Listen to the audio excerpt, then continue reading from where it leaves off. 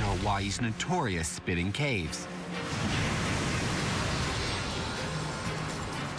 To meet a man who willingly throws himself off massive cliffs into the rocky waters below and survives to tell the tale. Orlando Duque says he's taking cliff diving to the extreme. I want to see if he can survive an impact that has killed other divers.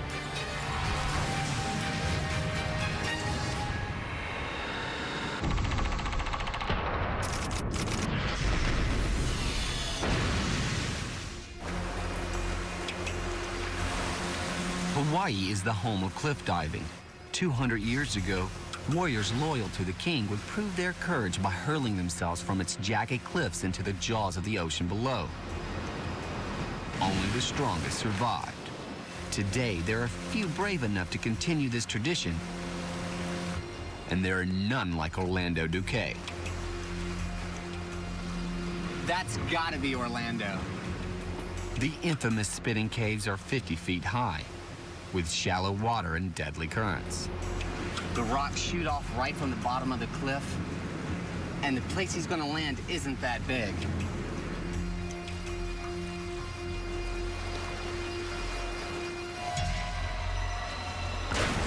Oh, that was amazing. Orlando spent years as an Olympic pool diver before discovering his talent for cliff diving. So how does cliff diving differ than normal diving? Well, normal diving is all in the pool. Height is pretty much set, and it's the same conditions every time. Cliff diving, you just go everywhere. Anywhere that you can find a high place, water, that's where we're diving. Every time, everything changes, yeah? Like here, the conditions of the water, the swell is moving quite a lot. So at one point, you have 3 feet more, and then the next time you have 6 less. You need to know what you're doing, and you need to adapt really quick, and at the same time keep your mind on the dive. Put all that together, you have to be really focused, or you forget something and it can go bad really quick. Due to the number of fatalities, cliff diving also goes by the name of tombstoning.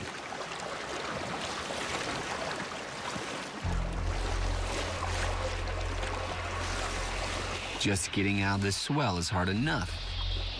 And as Orlando leads me to the cliff top to perform another deadly leap, we're given a stark reminder of just how dangerous this activity can be. Some people have been jumping here and unfortunately hitting probably in a bad position, I guess dying on impact.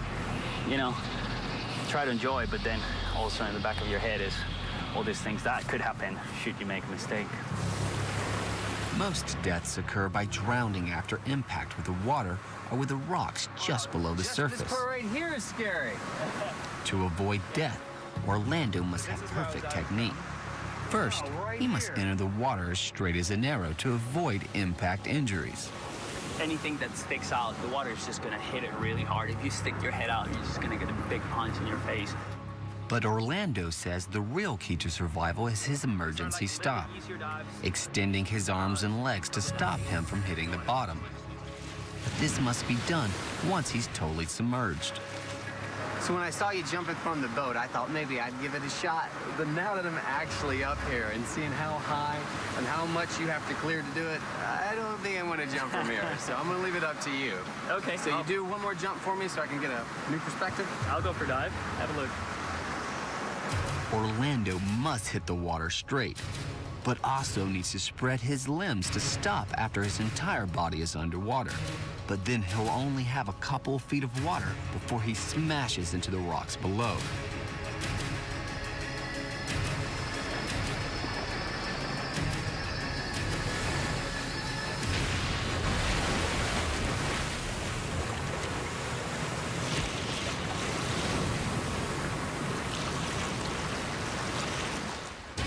Although it's impressive, the higher you are, the harder you hit the water. So to push him to the absolute limit, I'm going to take him to the infamous Portlock Cliffs. 85 feet of volcanic rock, more than twice the height I just witnessed. Diving into shallow water only 8 feet deep in parts. To analyze Orlando's ability, I've brought him to Hawaii's highest diving board to be evaluated by dive coach Mike Brown and Dr. Dirk Dolbear, a specialist in the type of injuries suffered in cliff diving accidents. Nice to meet you. So as a diving coach, you must have seen some diving injuries before. Landing flat on 10 meter, it reminds me of running into a brick wall. Start running and go bam, that's what it feels like. But on the height that he's going off of, I wouldn't even want to think about it. Competitive pool diving has a maximum height of 10 meters. What type of injuries could happen at 10 meters? Well, at 10 meters, he's traveling 32 miles an hour. So think if you're walking down the street and you're hit by a car at 32 miles an hour, bad things are going to happen to you. Broken bones, he could break an ankle, a knee, a hip. If his legs spread apart when he hits the water, he could have a pelvic injury. But for Orlando's final challenge, I want him to jump from 25 meters. And 25 meters is nearly triple the height of Orlando's first cliff dive. Equivalent of jumping off the shoulder of the Statue of Liberty. We looked at those numbers at 25 meters, 50 miles an hour when he hits the water, and 5 Gs. And you know, astronauts, when they take off, blast off into outer space, they're only going 4 Gs. When you're traveling at that speed, there's not much room for error. Dirk's now going to analyze Orlando's technique in the controlled conditions of the pool.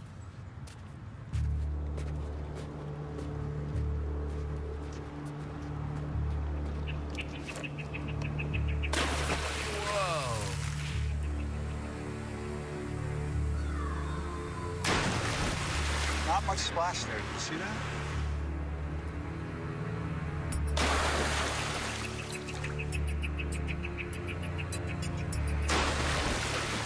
So what does Dirk think sets Orlando apart from other human beings?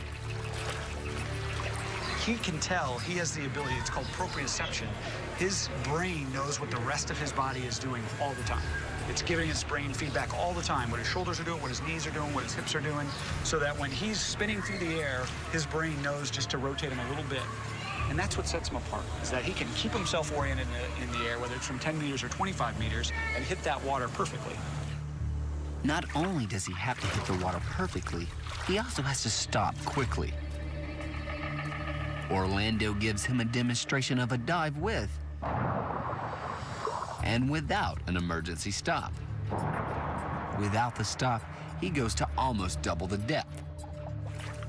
This is within the safe confines of a 20-foot deep pool. But the 85-foot Portlock Cliffs with its raging swells and shallow waters are an entirely different ballgame. There's nothing safe that you can do from that height to learn how to do it. You just have to do it. The water is really shallow, and we have to be prepared to stop really quick. Above water, everything has to stay the same because you still have to finish the dive. The dive's not finished until you're underwater. Once you're underwater, then is when you start with, like trying to stop really quick. If you do anything above water, you're just gonna crash. It has to be done at the right moment. You're not gonna start before. If you do it after, it's too late. You're gonna hit the bottom. If I know I have to stop really quick, I can stop in about 7 to 8 feet. Orlando's dive from spitting caves looked absolutely terrifying, but the Portlock Cliffs are nearly 2.5 times higher. This is absolutely horrifying. It's time to push Orlando to the limit.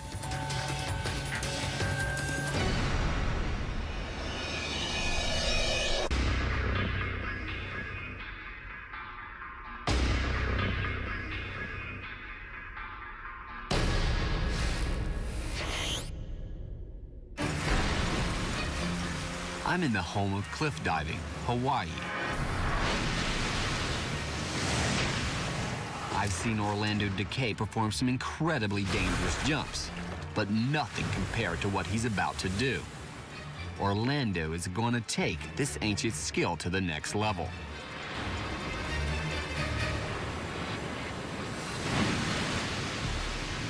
Orlando will now attempt the ultimate death dive, leaping from an 85-foot cliff. He will have no margin of error to engage his emergency stop, or face injuries that orthopedic surgeon Dirk Dolbear knows could be fatal. So this is it. There's a cliff right there. What's in the water over there? Are those coral reefs? Here at the landing spot, there's actually 2 coral heads. I don't know exactly how deep it is on top of them. Below me and underwater, like right below the cliff, is shallow. So I'm gonna have to stop really quick on the water. Looks scary from here. I can't imagine what it looks like from over there. Let's go, I'll show you. All right, cool. To stop in what could be as little as 8 feet of water, Orlando's going to have to react in 1/17 of a second. That's quicker than the blink of an eye. That's it. Wow, this is really intense up here. Dude, this is insane. It's a little bit of a different view compared to the other side. Yeah, I wasn't prepared for this. This is absolutely horrifying. That's like an 8-story building. Yeah, just about 8-story building. There's no room for error. He has to hit this thing perfectly, or a lot of bad things could happen. He's jumping from 85 feet. When he hits the water, he's going to be traveling at higher than 50 miles an hour, 5 G's of force on his body. I mean, it's crazy. It's now time for Orlando to take the plunge. So, Dirk, does this make you feel nervous? Yes, this makes me feel very nervous. A lot could go wrong on this jump, Daniel, a lot. And we're really remote. I mean, there's nothing out here. If something goes wrong, we're in deep trouble. We have the backup with the jet ski, but it's still a long way to the shore from here. So I'm very nervous.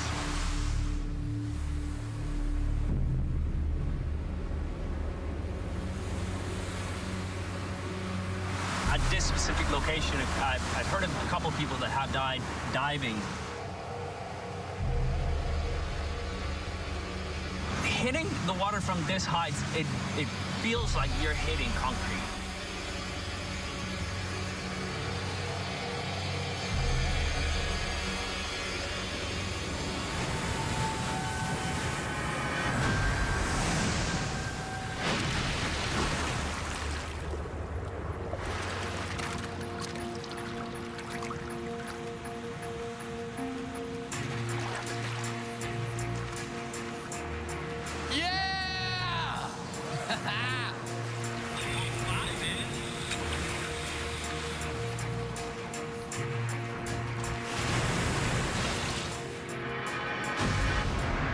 Orlando has survived the impact to become the ultimate death diver.